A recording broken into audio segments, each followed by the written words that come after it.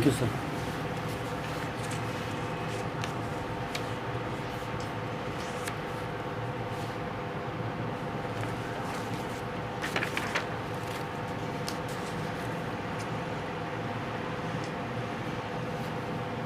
आप चतरा निवासी हैं? जी सर। चतरा में कौन सा वन अभ्यारण्य है? सर लावालौंग अभ्यारण्य है सर। क्या उसकी विशेषता है? सर उसकी स्थापना 1978 ईस्वी में की गई है सर, और मेन वन्य जीव का संरक्षण से संबंधित है। कौन कौन सा जीव वहाँ पाया जाता है?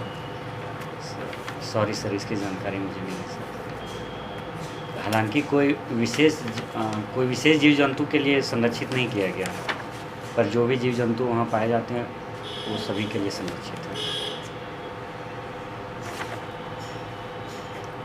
चतरा में पर्यटन की कितनी संभावनाएं हैं? सर चतरा में प्राकृतिक दृष्टि से भी पर्यटन की संभावना है सर, और धार्मिक दृष्टि से भी है, और ऐतिहासिक दृष्टि से थोड़े बहुत हैं सर। तो अगर ऐतिहासिक दृष्टि से बात की जाए तो कुंदा का किला भी वहाँ है। तो वर्तमान में ऐतिहासिक दृष्टि से एक ये है, और एक दो है सो ऐतिहासिक और धार्मिक दोनों दृष्टि से महत्वपूर्ण है। तो उसमें इटखोरी आ जाएगा और एक कोल्हा पहाड़ आ जाएगा सर।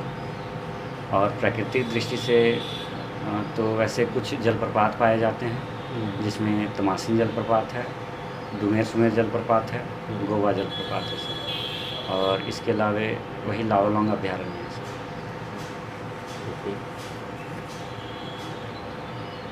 भारत सरकार का एक प्रोजेक्ट है, बौद्ध सर्किट प्रोजेक्ट। जी सर। उस प्रोजेक्ट में चतरा का कौन सा ये पर्यटक स्थल को रखने का निर्णय लिया गया? सर इटखोरी को शामिल किया गया सर।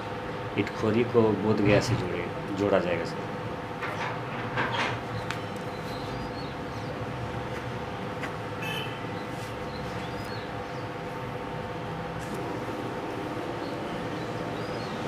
हाल की वन रिपोर्ट के अनुसार जी सर, चतरा में वनों का क्या स्थिति है? सर चतरा में भी वन की वृद्धि हुई है सर, और अभी लगभग 47.93% वन हो गया है सर। लगभग 5 से 10 किलोमीटर के बीच में वृद्धि हुई है। एग्जैक्टली याद नहीं कर पा रहा हूँ सर।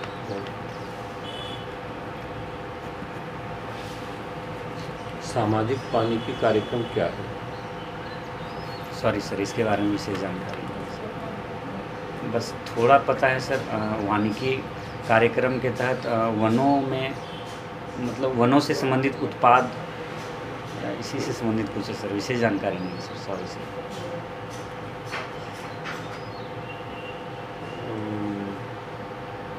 भारत सरकार जो है वो आज़ादी के 75 वर्ष पूरे होने पर अभी देश में कोई बड़ा कार्यक्रम चला रही है। वो कौन सा कार्यक्रम है? सर अभी नाम रिकॉल नहीं कर पा रहा हूँ सर। बस न्यूज़ में पढ़ा था सर कि 75वीं वर्षगांठ के उपलक्ष्य पे कोई कार्यक्रम, 75 सप्ताह का कार्यक्रम आयोजित किया जा रहा है। कोई महोत्सव के नाम से जाना जाता है वो? सॉरी सर, अभी रिकॉल नहीं कर पा रहा हूँ सर।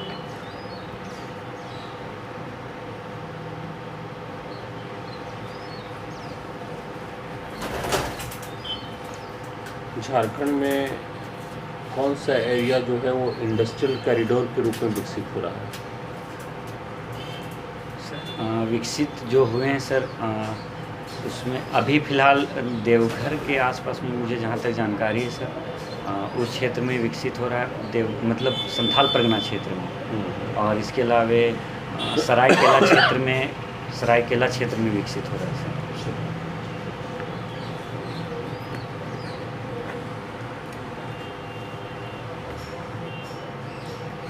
झारखंड सरकार औद्योगिक डेवलपमेंट के लिए क्या कार्य कर रही है? सर कई सारे योजनाओं के तहत या कुछ नीतियां लाई गई हैं सर, उसमें 2001 में औद्योगिक नीति लाई गई है, 2012 में भी लाई गई है, 2016 में भी, और हाल में भी इसमें कुछ संशोधन करके 2021 में नई औद्योगिक नीति लाई गई। 2021 को औद्योगिक नीति को आपने पढ़ा है? नहीं सर, स्टडी नहीं कर पाया हूँ सर, सॉरी सर।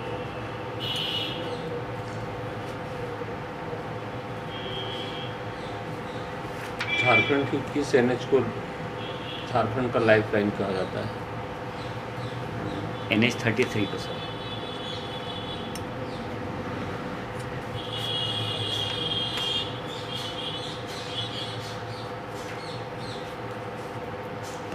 राष्ट्रीय स्तर पर यदि देखा जाए तो भारत और बांग्लादेश के बीच वर्तमान में किस तरह के संबंध हैं?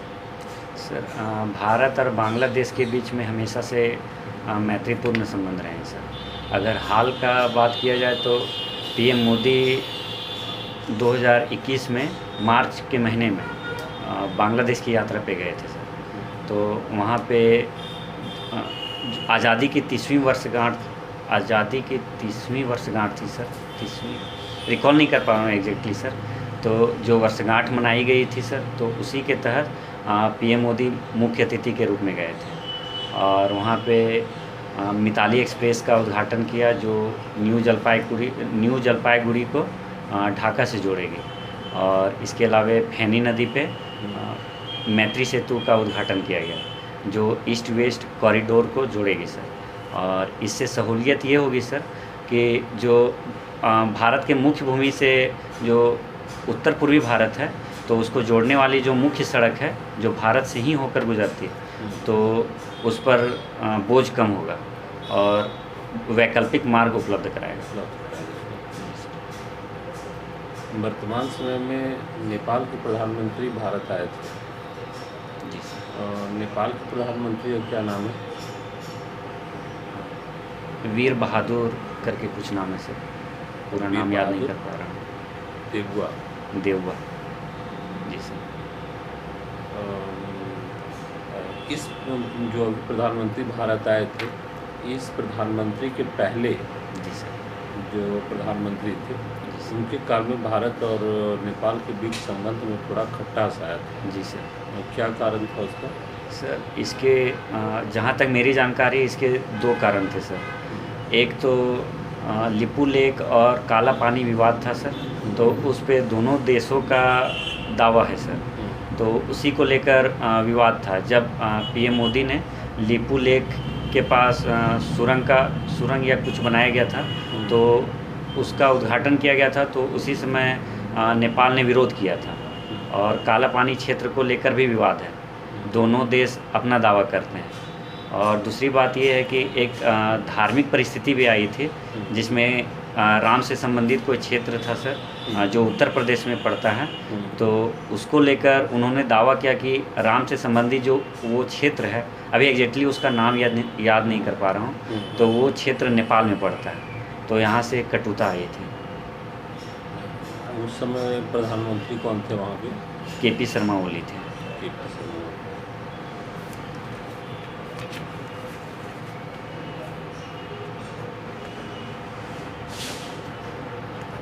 वर्तमान समय में भारत और ये पाकिस्तान के बीच किस प्रकार का संबंध चल रहा है? 2016 या 17 एग्जैक्टली याद नहीं कर पा रहा हूँ, उसी समय से कटुता आई है, जब कुछ आतंकवादियों ने जो बेस कैंप था CRPF जवान का, तो उसमें घुस गए थे और कुछ जवान शहीद हुए थे इसमें। तो उसी समय से इस रिश्ते में कटुता आई थी। और इस कटुता को और तब बल मिला जब 2019 में वहाँ उरी अटैक हुआ था, और यहाँ भी CRPF के गाड़ी पे अटैक किया गया था। तो इस दौरान भी कटुता और ज़्यादा आ गई थी, जिसको लेकर भारत ने पाकिस्तान में कुछ कार्रवाइयाँ भी की। तो उस समय संबंध बहुत ज़्यादा ख़राब हो गए थे और ऐसी स्थिति हो गई थी कि दोनों में बातचीत भी बंद हो गई थी, और अभी भी स्थिति बहुत अच्छी नहीं है। वर्तमान में पाकिस्तान के प्रधानमंत्री कौन है? शहबाज शरीफ है।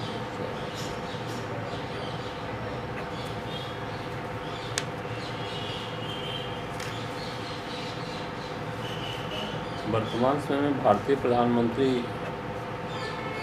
विदेश दौरे पे हैं। जी सर।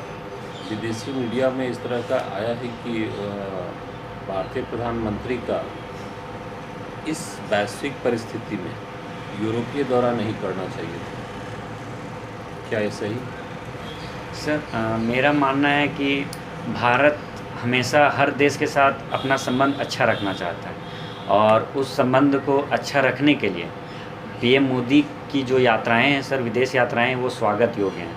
तो मुझे लगता है कि यह जो अभी वर्तमान में यूरोप यात्रा है वो उठाया गया अच्छा कदम है, क्योंकि विदेशी अभी कई देश भारत के जो भारत की परिस्थिति है सर, चीन और यूक्रेन मामला को लेकर, तो उसमें आरोप लगाया जा रहा है कि ये भारत अपना स्टैंड क्लियर नहीं कर रहा है। तो आरोप लगाया जा रहा है कि वह रूस का समर्थन कर रहा है। तो यूरोप की यात्रा इसमें बल देगा कि नहीं, इसका संबंध यूरोप के साथ भी और नाटो देश के साथ भी अच्छे हैं।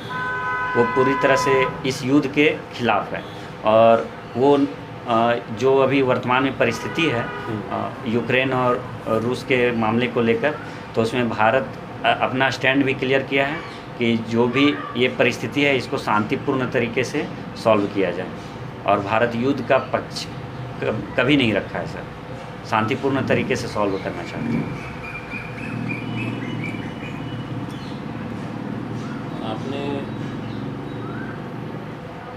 हॉबी दिया है प्लेइंग क्रिकेट। जी सर। क्रिकेट खेलते हैं? जी सर। जो अभी 2021 में वर्ल्ड कप T20 हुआ था, जी सर, उसमें कौन सा देश विजयी हुआ था? सर ऑस्ट्रेलिया विजित हुआ था सर। किसे पराजित करके? उप विजेता कौन था? सर न्यूजीलैंड था सर। वर्तमान समय में ये एक दिवसीय क्रिकेट टीम का भारत का कप्तान कौन है? रोहित शर्मा है सर।